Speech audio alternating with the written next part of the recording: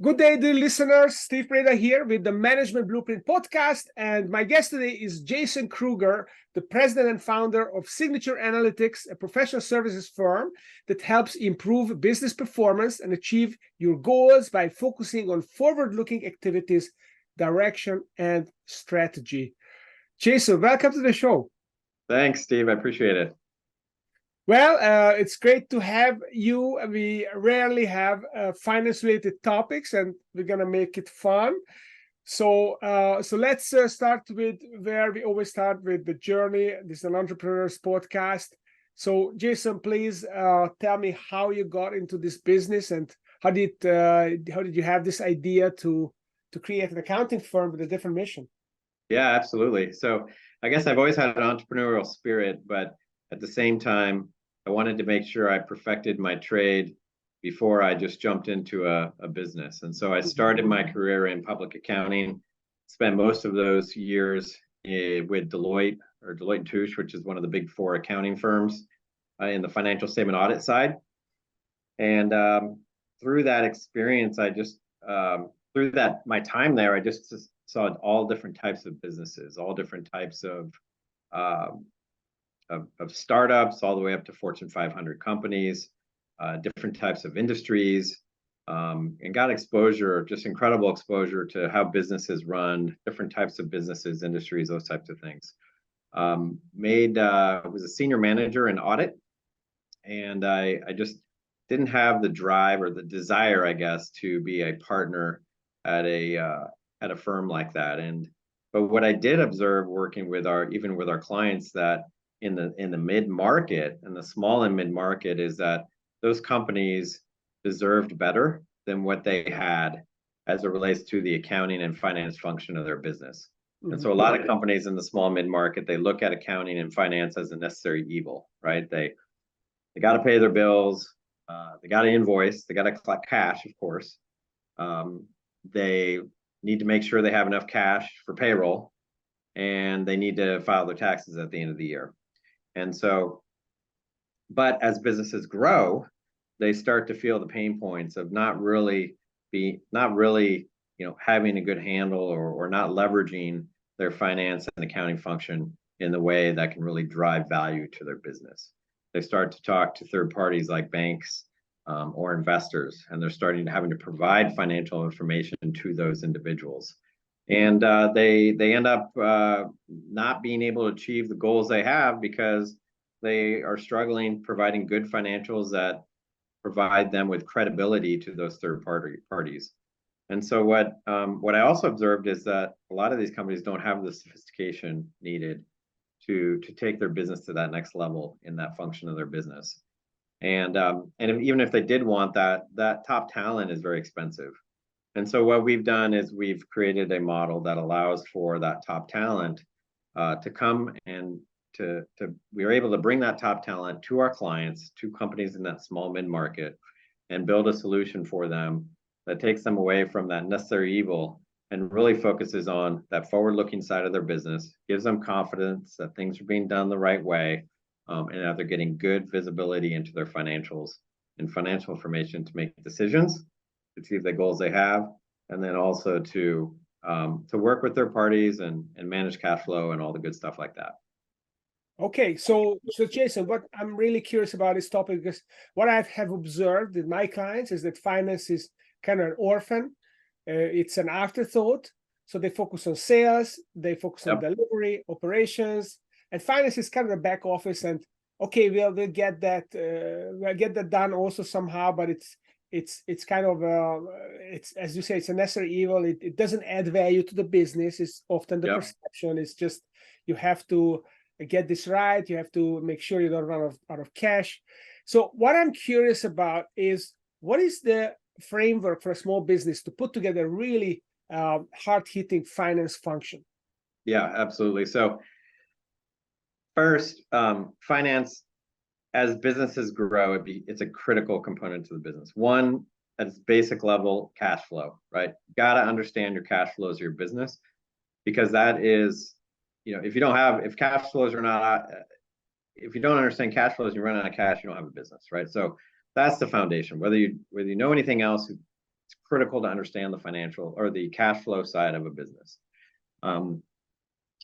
Beyond that, the pillars that we look at in a small business or in all businesses as it relates to finance and accounting are you got people, you have processes, you have your technology and how you're leveraging your technology, and then you have your reporting infrastructure. And so all of those come together to define a best-in-class finance and accounting function for a business. Now, where's the true value in finance and accounting? It's one, for a business owner, it's being able to sleep well at night, knowing that bills are being paid and invoices are going out, and you have confidence that that's being done, it's being done timely, and it allows for maximizing cash flow, right? So we talked about cash flow. Small business is the critical component. Got to make sure you have at least at its basic level, invoices and payables are going out in a manner that maximizes cash flow. So that's number one. Business owner can sleep well at night. Beyond that, it's closing the books, and then how do I get management? How do I get the CEO, the owner, the executive team? How do we get them good financial information in from a reporting perspective, so they can see deeper into their business? They understand the margins in better detail. And a lot of business owners, you'll say, hey, what is your margin of your? They may say, well, we're about 50% or 60%, and they may have that number in their head. Or they may say, hey, we're between 55 and 60%. Well, is it 55% or is it 60% or is it somewhere in between? Because 1 percentage point on margin for a $10 million business, that's $100,000 that drops right to the bottom line. And so understanding your margin is critical, not just as a whole, but maybe by different product lines. So maybe you have a certain margin on one product line that's a lot better than a margin on another product line. So maybe you can make the decision to push that higher margin product line to produce more profitability into your business. Yeah. So those are just critical areas of the business that allow business owners to get clarity and make decisions. Yeah, I mean, it's amazing. I see this all the time, fairly well operating businesses on the sales and delivery side. They have a good product, they know how to sell it, and then they don't understand the margins, and they have different products and they don't know which one is contributing, which one is actually burning cash, or where should they put, where's the 20% that generates 80% of the result. And when I ask them, okay, what is the profitability? Then they talk about EBITDA and they talk about net profit. He says, okay, but what's the gross profit? What is the contribution to your overhead of that product or the other product? And then blank stares, and they don't even understand what I'm talking about. And I just had a meeting a couple of days ago with a client, and they have different product lines, and it's clear that they can't focus on everything. Yeah, they need to prioritize, but they have no idea where the profit is. They don't know what the contribution is. They are just thinking about net profit of the whole business. So this is huge. Yeah. So how do you go about it? How do you show people? Is it difficult to get the contribution by division, business lines, product, or that's a very elaborate process?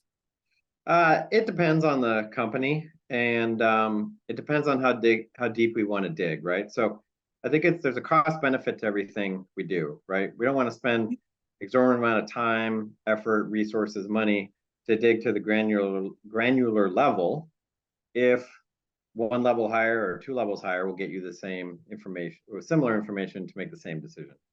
So a lot of it also depends on the systems or technology they use and how that is integrating within itself or within each other. So those are critical components. At its baseline, we want to make sure that we can close the books and produce baseline financials on a monthly basis. So can we produce a balance sheet and a profit and loss statement on a monthly basis? And can we manage cash flows effectively? Once we can do that, then we can start digging into the details of the balance sheet and of the profit and loss statement to start breaking that down into more detail and at a more granular level. And that's where we can start defining metrics that drive What are the metrics that drive success in your business or in your industry? What are the industry standards for the metrics in your industry, and how do we beat those? I think it's a lot of most business owners, when they start a business, they want to grow that business and they want to achieve some sort of an exit. And what I will say is that understanding your numbers allows you to maximize the overall valuation in your business when you sell. If you have good financial information and you can tell the right story, when you're talking to, it's easier to sell, and when you are talking to a buyer, you can maximize that sale price as well. And so that exit, good financial information is critical to achieve that exit. So that's one, but good financial information along the way will allow you to make decisions to maximize that value of your business, so you ultimately can exit too. Yeah, I love it. This is great. It's a great framework as well. So, and I haven't thought about it this way, but it makes a lot of sense. So first, you want to make sure you got your correct numbers every month. You can close the P&L balance sheet close to the end of the month, because some of my clients struggle with that. They take 2 or 3 days. By the time they get the numbers, it's out of date. Or 2 or 3 months, right? Oh yeah, I mean, luckily my clients don't do that, but I want them to close the books within 5 days, or I even encourage clients to have a good idea what their months and results going to be before the end of the month or the end of the quarter, so we can have a meeting before the end of the quarter, so they hit the ground running with the complete plan and the complete quarter to execute. So closing the P&L balance sheet, and then you can dig deeper into the metrics of what drive value. I love that. And then you benchmark your metrics, so that don't just say, okay, these are my metrics, I want to improve them marginally, but okay, what is the best practice? Can we get there? What is the gap? How do we close the gap? And then I love this idea of the bigger picture, longer term. Okay, so we got a well-executing business. We know where the numbers are. We know the metrics are. We drive the metrics. We are hitting benchmarks. But then how do we actually long-term prepare the company for sale? Are we going to maximize the value, maybe recurring revenues, optimization, and so on? Yep, exactly. So this is great. Now, you talked about people, process, technology. So what is, so please paint the picture for me. So what's a great combination of people, process, technology that will deliver this kind of financial dashboard? Yeah. So when we begin all of our engagements, we perform an assessment of the accounting and financial function of our clients. And so we look at those areas you just mentioned: people, process, technology, and the reporting infrastructure. And so we want to make sure that the people are qualified to be doing what they're doing, that they have the support they need to be successful, and that the roles and responsibilities of everybody within accounting and finance function are defined. That is critical for ultimate success. Then we want to give them the processes that they can follow to ensure that things are being done effectively, and that the support and oversight is there to make sure that things are being done correctly. The last thing we want to do is not have a process for receivables or invoicing, and therefore invoicing goes out wrong, or it's incorrect, or or it takes 30 to 45 days to get the invoices out. That's another thing that, something else we see is if it takes you 30 days to get your invoices out, you've lost 30 days of cash flow, and that's critical. So how do you get your invoices out immediately? What's your accounts payable process to pay your bills to maximize cash flow as well, and make sure that you are paying timely, accurately, and that there's your appropriate approval process in there as well to limit fraud within the team. And then your processes, as I mentioned, the processes will ensure support and will ensure that there's a timeline and delivery date and a process for oversight that's critical for each component as well. The technology piece is critical because we want to make sure that things are streamlined. So we have a lot of our clients have multiple technologies and multiple systems, and they may or may not feed into each other. And so you may have one system for operations or inventory management, and you may have another system for accounting, and you may have another system for something else. And so we want to make sure that we have an understanding and if possible, that those systems are integrating with each other to streamline processes, create more efficiencies, and eliminate risk of error.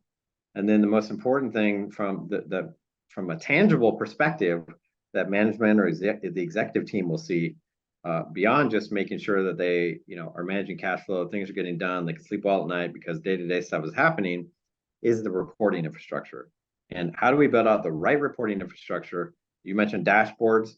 How can we build out, even in some cases, we have real-time dashboards, right? You're getting, hey, here's some critical metrics. We manage these. We can see this on a real-time basis.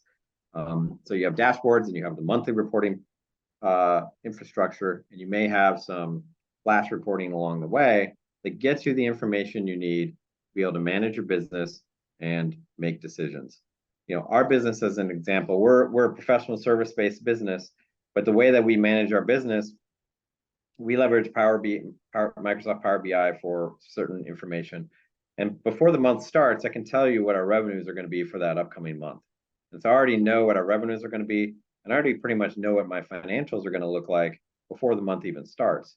And then throughout the month, I can manage the month and try to maximize that, or maybe certain things might change. Maybe we might have a additional project that might pop up for a certain client, or we bring in a couple of additional clients throughout the month, or maybe a project drops off.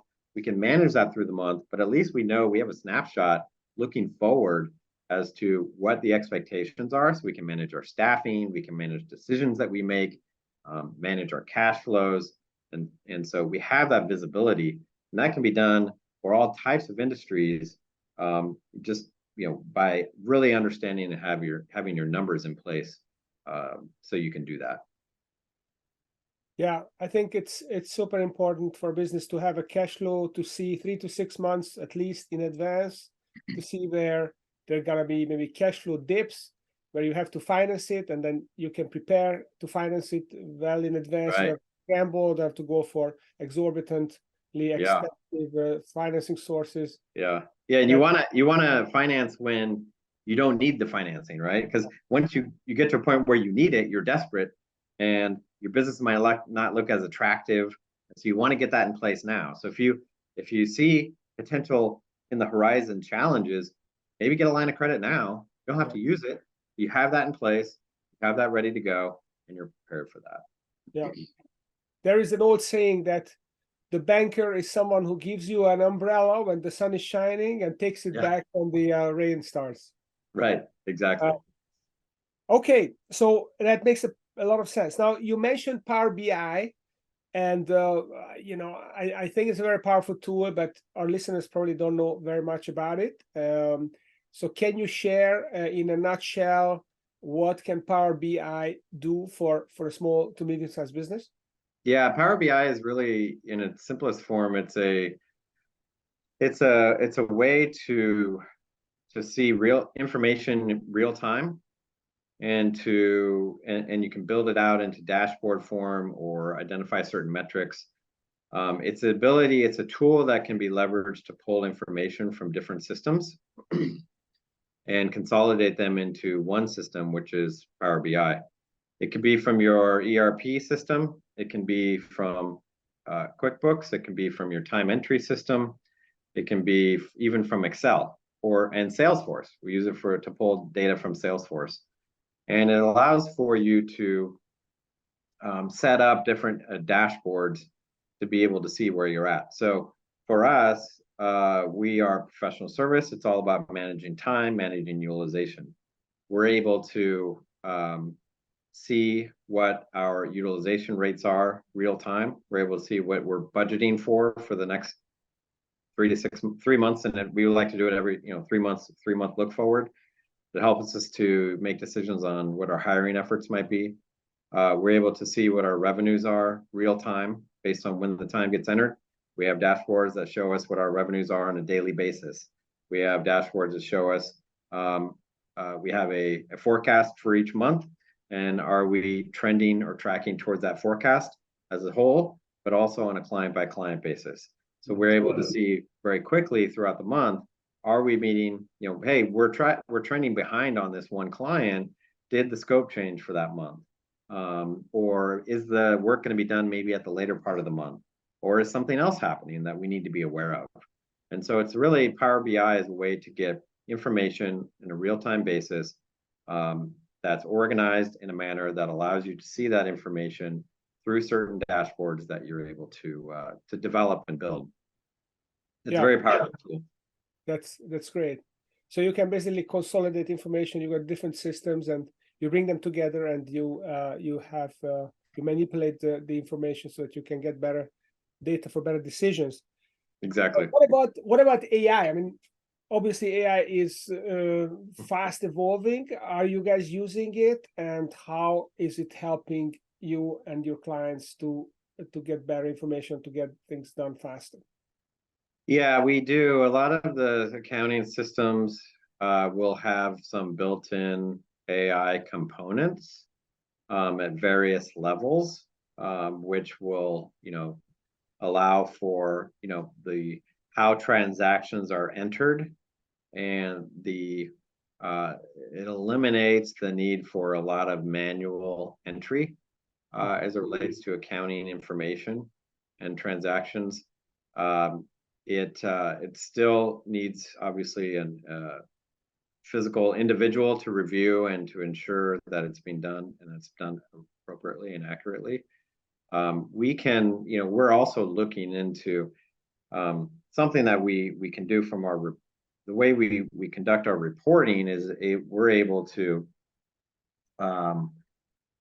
sync our reporting platform into our clients' ERP, or even if it's QuickBooks, and develop, that reporting package basically immediately once the books are closed. And then the narratives that go along with that, there's ways that we're looking into to be able to develop the executive summaries, the narratives, the analysis can also be done, and AI can be leveraged from that regard as well. We haven't gotten there yet, but that's something that we're certainly looking into. I think ChatGPT really opened up a lot of eyes. There's a lot of efficiencies that can be created through that process in drafting in certain analysis that can really create efficiencies. I mean, our goal is to really create as many efficiencies as possible to bring down the overall cost of the blocking and tackling, and to really focus on the strategic aspect and the true value add for our clients. And so, the blocking and tackling is a commodity, right? And so we have the team to be able to do that and to really create efficiencies in that process, leverage the resources that our clients may already have, or the team that they may already have, but to really bring that cost point down is critical. Yeah. And that's where I think AI and technology is able to do that. Yeah. Okay. So that's great. So it is really, you have given a really clear picture of what a great finance function looks like for a small to medium-sized business. So start with cash flow, then you have to have your people, process, technology in place. Make sure you have confidence in invoicing, collection, payables, so that you maximize the cash flow. You don't get behind on the billing. And then you start to look at your margins. Then you can optimize, you can create metrics to drive the margins. And then you can, when you have the basics, then you can look at, okay, how do I take to the next level with Power BI? How do I collect all the information? How do I make sure all the systems in my business talk to each other? And then you use AI basically to create efficiencies and to get the plain vanilla reporting, like the repetitive stuff, and then you can focus on the strategic. How do I move the business forward? I love it. It's a great framework. So if people would like to learn more about how maybe you guys can help them set up this kind of system in their business, or how they learn more about you, or maybe reach out to you, where should they go? How can they find you? Yeah, absolutely. I mean, the easiest is our website, signatureanalytics.com. It's really, what we do is provide financial leadership, and we fill in the gaps and provide support for our clients' existing teams. We're not looking to necessarily replace their team. We're looking to provide them that leadership to help them get to that next level. I can be, happy to email me directly, letter J, Kruger, Kruger, at signatureanalytics.com. We have our team is about 80 full-time employees. We service clients all over the country. A very defined process on how we ensure success with our clients. And our goal is to provide value that outweighs the cost point, and at a cost point that makes sense for our clients. We look at this as long-term relationships, so cost and maximizing value is critical. Yeah, I love it. I mean, there's huge value in knowing what your numbers are and steering the ship with your eyes open rather than with your eyes closed, and looking not just in the rear view mirror, but through the windscreen as well. So especially during a potential exit, there's so much that is left on the table a lot of times in that process. And just we work very closely with our clients through that process in a lot of cases, and really can work with them to maximize, how is their business valued, and make sure they're not leaving anything on the table. Because you give messy financials to a potential buyer, they're automatically going to discount it because they see that as risk, right? So yeah, it's so true. I just did a presentation this morning. I talked to a group of business owners about how to groom the business for sale and what are the boxes that they have to check. And transparent, consistent financials are super critical. Yep, that's the first thing they ask for. Yeah, give me the financials. And if things work there, then it builds the trust, and then they are looking through pink tinted glasses rather than ink tinted glasses, I guess, for the whole transaction. Yep. Fantastic, Jason. Thank you for coming to the show and sharing your thoughts and experience and your processes. And if you're listening to this podcast and enjoy it, don't forget to check out the YouTube channel. Maybe you're watching this on YouTube. So we are on YouTube as well, and give us a review. And stay tuned, because we'll bring another exciting entrepreneur with a framework next week. Thank you.